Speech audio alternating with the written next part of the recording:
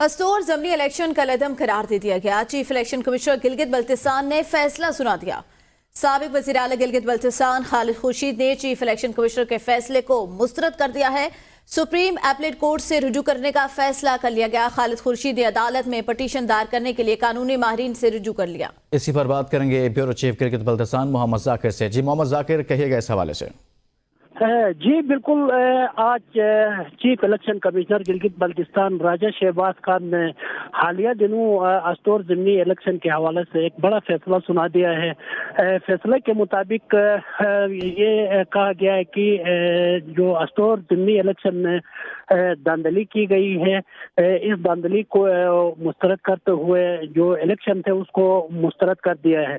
असल इस ज़मनी इलेक्शन में धांधली का इल्ज़ाम आयद करके पिटीशन दायर किया था। मुस्लिम लीग नून के जो राना फरमान ने का इल्ज़ाम लगाया था कि यहाँ पे करोड़ों रुपए खर्च किए गए हैं, वोट खरीदे गए हैं।